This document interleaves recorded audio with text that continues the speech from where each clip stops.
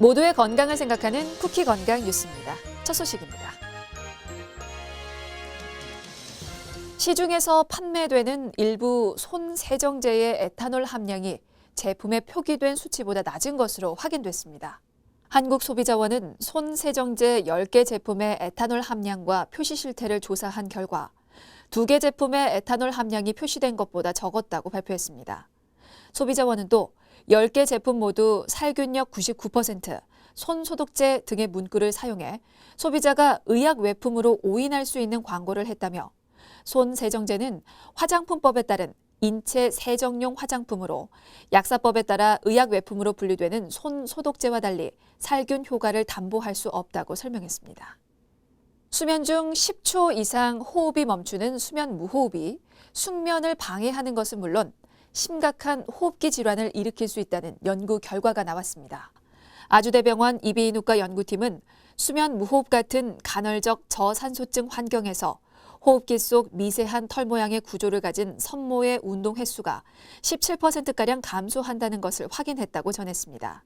연구팀은 섬모는 보통 초당 10회에서 20회 정도 운동하며 외부 공기에 포함된 바이러스나 박테리아 등을 걸러 제거하는 역할을 하는데 수면 무호흡 환자의 경우 이 같은 방어 기능이 떨어져 폐렴, 기관지염 등 호흡기 질환에 매우 취약해질 수 있다고 덧붙였습니다. 나이가 들수록 청력 기능이 저하되는 것으로 나타났습니다. 고혈압 등의 기저질환도 난청의 위험 요인으로 작용했습니다.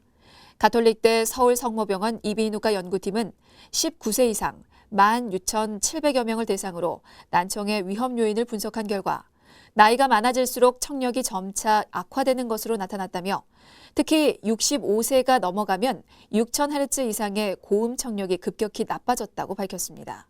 연구팀은 나이와 더불어 고혈압과 당뇨, 복부 비만이 난청을 유발하는 원인으로 작용했다면서 난청 위험이 높은 고령 인구와 기저질환 환자들은 조기에 청력 검사를 시행해 보청기를 비롯한 조치를 받는 것이 중요하다고 전했습니다. 최근 온라인 쇼핑몰을 중심으로 건강한 수면을 돕는다는 식품들의 판매가 늘어났는데요. 식품의약품안전처가 관련 제품들의 광고 1,018건을 점검해봤더니 40%에 달하는 605건이 불법 광고에 해당하는 것으로 조사됐습니다. 적발된 사례를 보면 건강기능식품으로 오인하도록 한 광고가 81.3%로 가장 많았고 질병의 예방 및 치료 효과를 갖는다는 광고가 8.8%, 의약품으로 혼동할 수 있는 광고가 5%로 뒤를 이었습니다. 이 중 건강기능식품으로 오인할 수 있는 광고 문구에는 수면 건강, 수면 보조제, 수면 영양제 등이 포함됐는데요. 식약처는 기능성을 표방하는 제품을 구입할 땐 식약처가 인정한 건강기능식품이 맞는지 확인해야 한다고 강조했습니다. 지방간이 있으면 쓸개 주머니인 담낭에 용종이 발생할 위험이 높아진다는 분석이 제시됐습니다. 서울대 병원이 운영하는 서울시 보라매 병원 소화기내과 연구팀이 건강검진을 받은 13,400여 명 가운데 담낭 용종이 관찰된 환자를 선별해 용종의 위험 인자를 분석했습니다. 그 결과 지방간이 있는 경우 담낭 용종 발생 위험이 1.4배 정도 증가했고 중증 지방간일 경우엔 5mm 이상의 큰 용종이 생길 위험이 2.1배까지 커졌습니다. 연구팀은 지방간의 중증도가 높아질수록 추후 담낭암으로 진행할 수 있는 종양성 용종의 발생 가능성도 늘어나는 것으로 보인다고 전했습니다.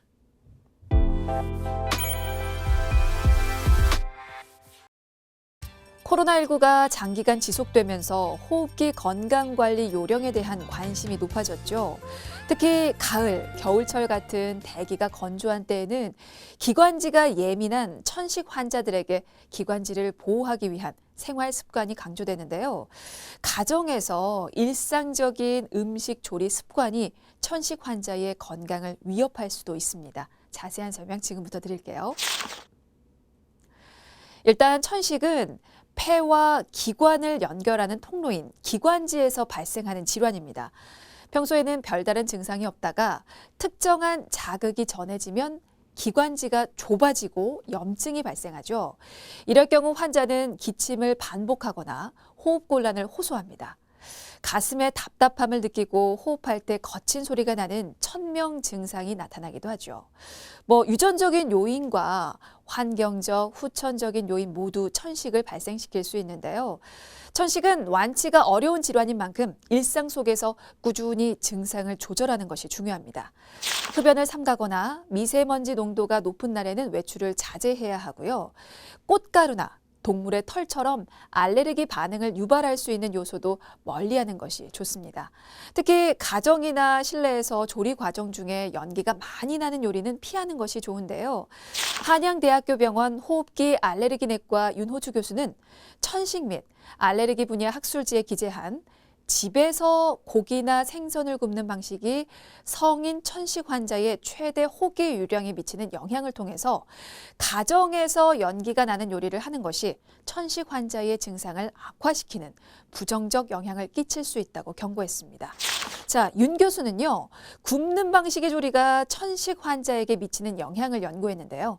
연구팀은 실내에서 그릴을 이용해서 고기나 생선을 굽는 요리를 한 경험이 있는 성인 천식 환자를 두 그룹으로 나눴습니다.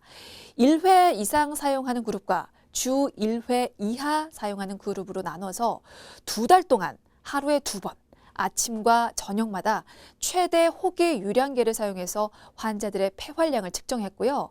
가정 내 실내 환경을 관리할 수 있는 에어가드 시스템을 설치해서 실내 미세먼지를 측정하고 환자들의 호흡기 변화도 관찰했는데요.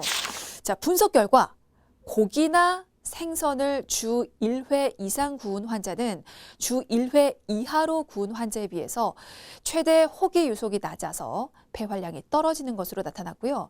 특히 중증 천식 환자군은 경증이나 중등도 천식 환자군에 비해서 영향이 더 컸는데요. 폐활량이 약 25% 더 저하된 것으로 확인됐습니다.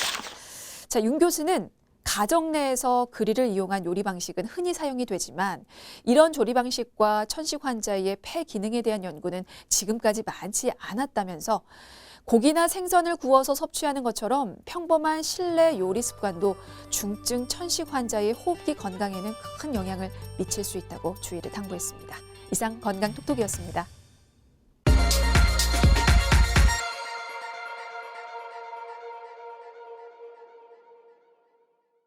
쿠키 건강 뉴스 마칩니다. 시청해주셔서 고맙습니다.